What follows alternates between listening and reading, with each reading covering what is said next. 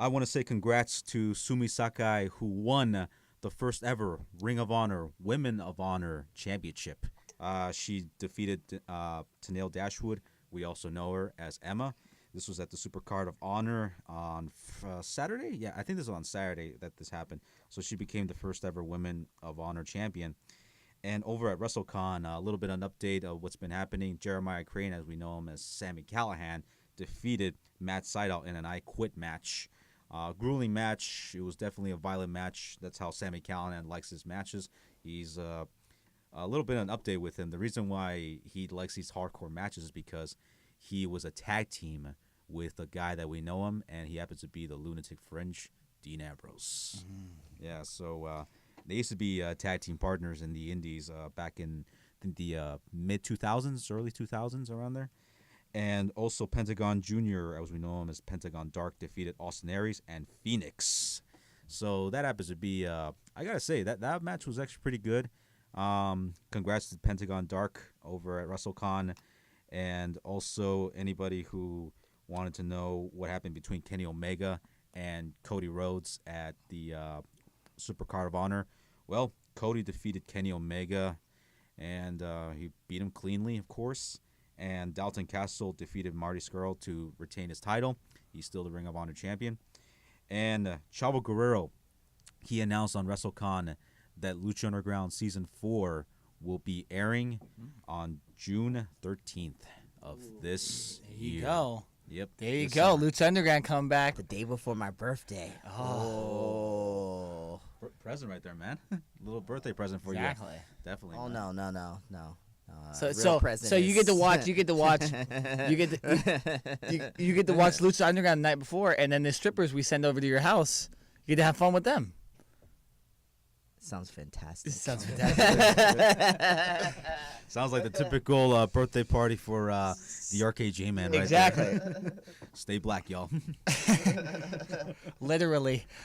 Wait a minute. Let me ask you a question, Eric. Do we think we can see either Pentagon Jr. or Phoenix in the WWE? Because we just saw Ricochet, a.k.a. Prince Puma, if you watch Lucha Ricochet! Underground, make his debut on NXT. I think it's going to take him a while to get adjusted to the whole NXT WWE vibe, but I think he's going to be fantastic. I think they're going to put him in 205 Live. But can we see Mr. Pentagon Jr., hashtag Sierra Miedo, and Phoenix in the WWE? Okay. I will say this. There's a lot of guys on Lucha Underground that have a lot of potential for WWE. They can go to WWE. I can see them have a little bit more creative freedom in NXT. That's for sure. Phoenix, Pentagon Dark, because Pentagon Dark is probably the most over guy in Lucha Underground. Also, Mil Muertes, he's also another guy who can go to NXT, but my biggest fear is if they go to the Raw and SmackDown brand. I fear for the careers. I don't know. I don't know how they will do in the Raw and SmackDown brand. But NXT, I can see them succeed. And plus, we always talk about this on the podcast, and it really does make a difference. The international flair, the inability to speak English. That is a huge, huge issue.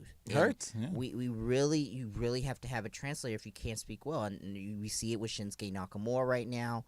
You know, that little promo we cut on Tuesday night. Sorry, no speak English. Like, you know, using that. You know, the fact that they're foreign, you can't understand what they're saying, you don't know what they're saying, then they're automatically the heel to you because we don't get them, we don't understand them. Maybe have a manager, I guess. Yeah, but how many Selena Vegas do you have out there? Yeah, because Andre Almas doesn't speak a lot of English at all. Yeah. And he's over as could be. I mean, but he has Selena Vega who speaks English, she's smoking hot.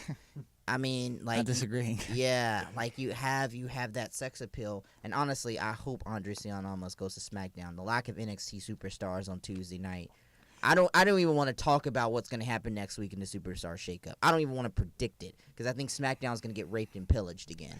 I mean, it happens every year in every draft. Vince McMahon's like, oh well, you're going to Raw. You were good on SmackDown, you're going to Raw. Yeah. And like, hey, you. Titus O'Neil, you're going to SmackDown. Or Apollo. I mean, Apollo, you're going to SmackDown. Finn Balor, I was gonna send you on Raw. Or SmackDown, you're staying on Raw. Kurt Hawkins, you're going to SmackDown. It's like, why don't you just make SmackDown the land? They call it the land of opportunity. It's the land of jobbers. Like, because that's what they're gonna Just call call it. AJ Styles a jobber.